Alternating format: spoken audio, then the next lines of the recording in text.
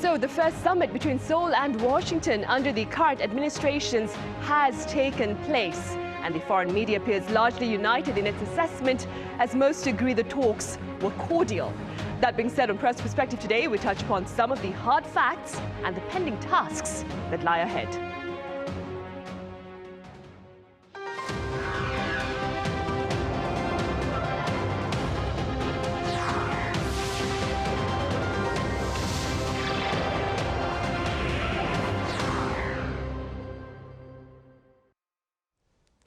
Welcome to Press Perspective. It's Thursday, August 28th here in Seoul. I'm Min Sunhee. Today we touch upon yet again on the summit between Seoul and Washington, this time highlighting the hard facts and the tough tasks that lie ahead. For more, I have Fabian Kretschmer with German news agency DPA here in the studio. Fabian, it's been a while. Welcome back. Very nice to be here.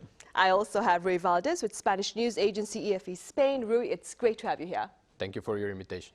Fabian, we will start with you. So let's begin with the narratives, if you will, dominating headlines over in Europe about the summit between President Lee Jae Myung and his US counterpart Donald Trump. Yeah, I would say that Lee Jae Myung delivered a blueprint on how to deal with Trump if you want to win him over. Actually, my headline for the analysis that I wrote from the summit was Lee Jae Myung has cracked the Trump code. And why do I mean this? I mean, basically, there were a lot of bad signs from the start. Before the summit, Trump was posting on Truth Social. He was very angry, and everyone expected, well, maybe Lee Jae Myung will get a treatment similar to what Zelensky had to endure. Like, basically, he would be dressed down, humiliated. That was what everyone feared. But in the end, the opposite happened. And why? I think Lee Jae Myung was very well prepared. He read The Art of the Deal. That's the Trump memoir from the 1980s. Actually, funnily, I also had a copy from a second-hand bookstore in Seoul, a book from 1987, but Trump has not changed. In this book, he exactly explains how he negotiates, how he thinks, and I think Lee Jae Myung has understood, and he knew that, for example, those angry posts that Trump tweeted beforehand were only some tactics. I think there was kind of leveraging him up, and in the end, President Lee, he told what Trump wanted to hear. It was very flattering. He praised his shiny office, the Oval Office. He praised Trump for solving global conflicts. And it was sometimes really cringe to listen to, because he was kind of submissive.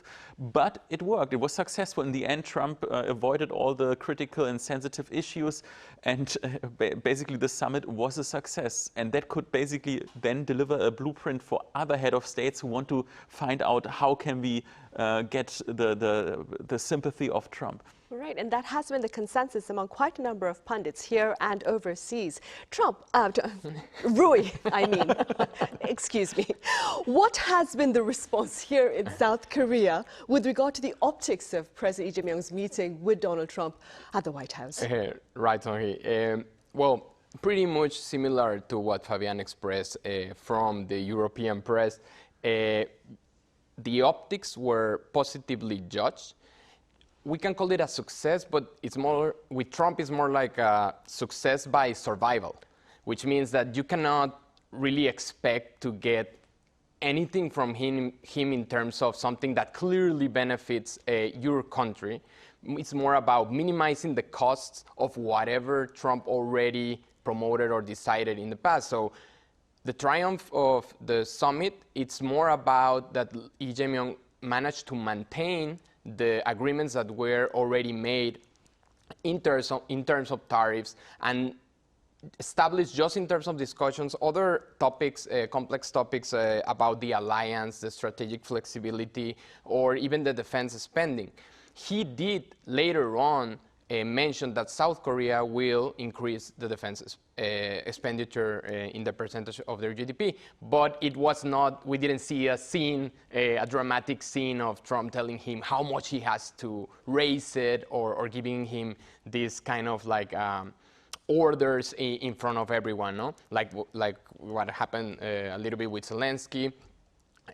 Or later on, we will also go more deep how also Lee Jae Myung got saved or got an alert that Trump could have taken a strategy like the one he took with Brazil. But being that said, the optics were good. And another positive thing of the summit for President Lee Jae Myung is that they both found a common ground in terms of inter-Korean relations. And the fact that Trump said again that he will be happy to meet Kim Jong-un soon, it's in line with the intentions of Lee's administrations in terms of interacting again with North Korea. Even though right now North Korea, let's just say that, hasn't shown officially any opening towards South Korea, but it had leave a little small window to talk with the US if they give up on the denuclearization topic. But the bottom line is just that the optics locally were judged positively. Right. Meanwhile, on a more solemn note, perhaps, Fabian, some media agencies here in South Korea have been quick to point to a number of misleading claims by Mr. Trump during Monday's summit. Could you briefly walk us through them? Yeah, some claims were not only misleading, some were like factual wrong. For example, Trump said that there are 40,000 soldiers stationed here in South Korea. That's wrong. It's around 28,500 soldiers. He also mentioned that Shinzo Abe, the former Japanese prime minister, was very warm to the Korean people, which I think is, well, it's a fast stretch. I mean, I would say it's wrong too. It was almost surreal when he talked about the 2018 Winter Olympics in Pyeongchang. He said that only because of him reaching out to Kim Jong-un, the North Korean ruler, that was the reason why the Olympics were a success, because before no tickets were sold. I think that was, I mean, kind of weird thing to say and also largely wrong. Many things. He talked about the comfort woman, like a historically very sensitive issue, and he talked it in a very casual way. I think that was really very insensitive by him. He said that he had a press conference with Kim Jong-un, also technically not correct. So when you get all those impressions that he is very misleading, sometimes also posts about conspiracy theories, some things there's a kernel of truth, but largely out of context, then can you really count on the word what Trump says? I got the impression that he doesn't really know what he's talking about, at least when he goes into the details. Of course, he has the broader picture. He's a very entertaining guy. He's maybe also a good negotiator, but when it comes to the details, I think he doesn't really have much knowledge about history, geopolitics, and all that. Right. Ruy, as Fabian mentioned earlier, a few hours prior to his actual meeting with President Lee Jae Myung, Mr. Trump posted on social media that a purge or a revolution was unfolding in South Korea. Now, we touched upon this during our session yesterday, but for the sake of our viewers who may have missed it, could you give us some context as well as some clarification with regard to that post? And as we mentioned earlier, well, as Fabian mentioned earlier, some are saying that this particular posting by Mr. Trump may have been a negotiation strategy. Yes, indeed. The night previous to the summit here in Korea, I think many of us were getting ready to sleep very early and then wake up for the summit, and then this comment in Truth Social pops up and makes everybody very, very tense. What Trump was claiming is that there was some kind of purge or revolution going on in Korea. He seemed to be referring to raids that were made against the Sarangjeel Church in relation to Yoon Suk-yeol, the former president, martial law. And probably what got Trump confused when receiving this news is that South Korea raided a military base, a joint military base of US and South Korea, but everything was done on their legal basis. Even though they didn't notify the US side about this, it was done in the legal basis and only related to this case. So the official version is that Trump at the end says it was a misunderstanding related to all this that I just mentioned. But of course, there's voices that also suggest that maybe this is part of the negotiation strategy of Trump, in the sense that he likes to play the pressure playbook, create drama, then rattle the counterpart, and pivot back to cooperation once face-to-face. Also, it brings the other, in this case, Lee Jae Myung, the other part, in a more vulnerable position because he doesn't know what to expect after reading that. So then Trump can also get benefit as the one who calms things down, right? So there's something related probably with pressure on negotiation or getting in some part of deals related to defense or tariffs. It's hard to know, but also it's about optics of him being the guy who fixes things, right? Okay, the one who calms things down is me, not you. The one who makes things tense is me, not you. So he likes those kind of attention, maybe as a strategic thing. And as I was mentioning, one of the fears, even I would say more in the episode, the uncomfortable episode with Zelensky was, of course, in the mind of everybody, but there was also a part that related a lot with what happened in Brazil when he started getting involved or commenting about domestic policy related to the arrest of former President Bolsonaro. And this started a major dispute with the current President Lula of Brazil that is still going on. Probably he's the only president who has actually kind of talked back to Trump in such a direct way because of those things. And so this could be a strategy of Trump to say, okay, I'm not only going to get you in foreign affairs, I can also get you from whatever domestic problems you have. And since he doesn't seem to care and doesn't seem to get any type of repercussion, he can use that as leverage to obtain what he needs, and that is quite controversial. Right. Mr. Trump's posting about the purge here in South Korea actually brought to mind the claims he made against the South African president with regard to the purge against white South Africans when he was at the White House speaking to Mr. Trump. Fabian, one of the first questions to Mr. Trump during the press availability session with President Lee Jae Myung was his intentions with regard to the Kremlin's aggression against Ukraine. What's the latest on that front? Well, actually not much. So Trump was asked whether Putin and Zelensky will meet, whether maybe there will also be a three-way summit, including Trump. And Trump tracked back. I mean, he basically said there might be a meeting, might not be a meeting. He doesn't know. And yeah, that was kind of disappointing because he raised the hopes of having a summit, and maybe that could lead to negotiations which would end the war. On the other hand, he was also asked whether the US would continue selling weapons to Ukraine. He said yes, but he emphasized that Ukraine has to pay, or Europe has to pay for the weapons. So he basically gave the impression that he wants to do business by selling weapons.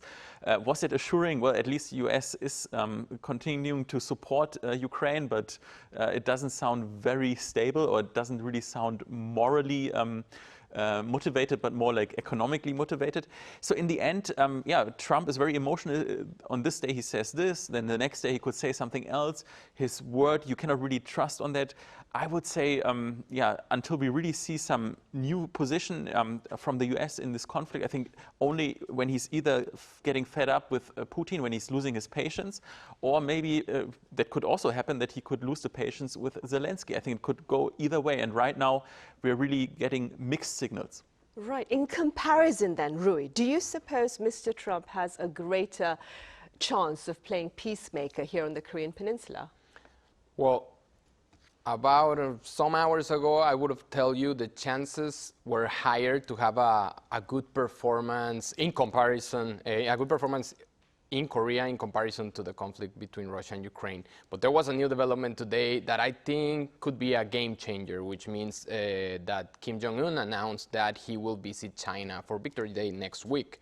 Before going into the details, why, at least I believe in the beginning, why it can be higher to have a better performance in relation to inter-Korean relations. Sorry to repeat there. And then the answer is that there is actually not an armed conflict in Korea right now. So there's an armistice. We know they're technically at war, but it's not the same. Right now we saw, after many attempts, and Fabian has explained very well, how Trump, he has met Zelensky, he has met Putin, but all in all, we still don't see any concrete step that really is going to tell you there's going to be some kind of ceasefire, and this was a major promise during his campaign. In terms of Korea, you could see positive things in the sense he's supposed to have a good relationship with Kim Jong-un. He has met him before. And as I say, there's not an armed conflict. But there's a big difference. When Trump met Kim Jong-un for the first time, the context was very different. North Korea was much more alone in the sense right now he has Russia, and now after this news, we might see China much closer to North Korea. And we also see North Korea has suspended totally inter-Korean relations. There's no communication, no exchanges, which just makes everything much more complex. So, yeah, why would this make it more complicated for Trump? Because he's facing this weird situation where he has to balance the alliance of Japan, South Korea, and themselves against what it could be now a stronger alliance of Russia, North Korea, and China. Let's see what happens. I'm sure there's many things to remain to be seen in that sense. But what happened today with this announcement means that probably they are separating more. And there's another sign that is not very positive for the U.S. intentions.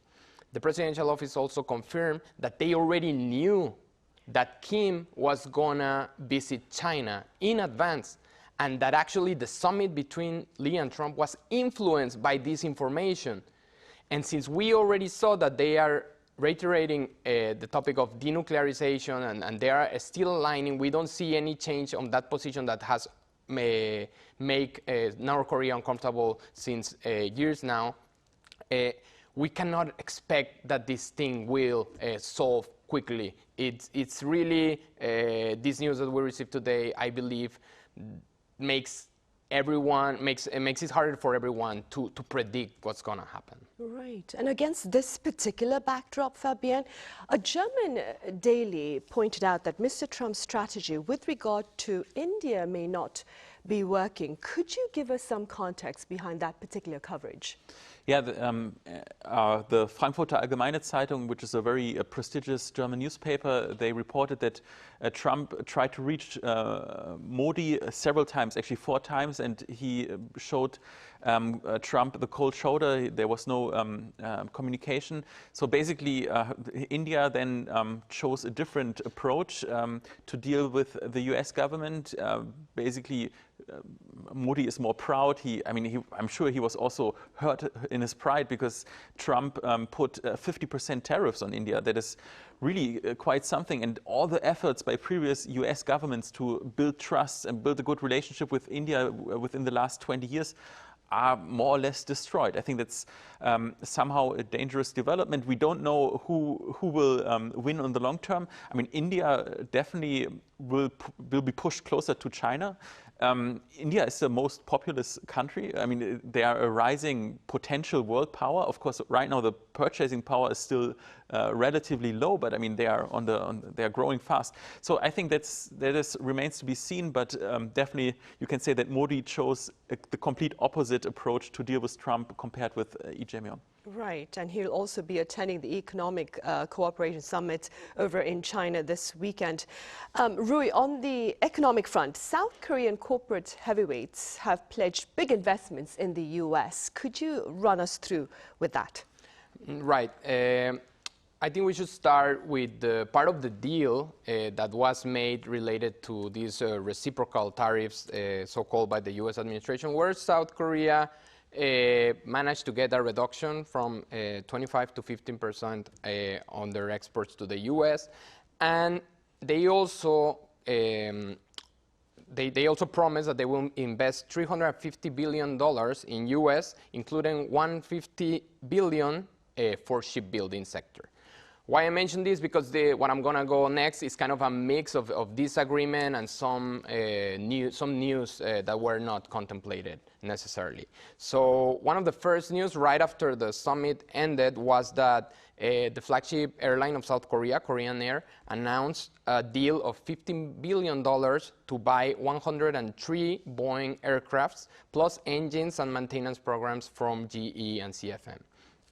In other side, Hyundai Motor Group pledged an additional $5 billion on top of earlier U.S. commitments. This is earmarked for auto plants, a new steel mill in Louisiana, and even robotic facilities. This, as we know, Lee was accompanied by many of the main CEOs of South Korea, and of course these things were discussed during this visit to the U.S.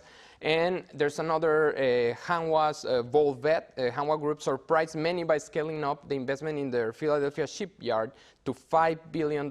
This is 50 times the initial purchase price. The aim is to turn the site into a hub for LNG carriers, I guess, and potentially U.S. naval vessels under Trump Make America Shipbuilding Great Again, which slogan he loves and proposed by South Korea.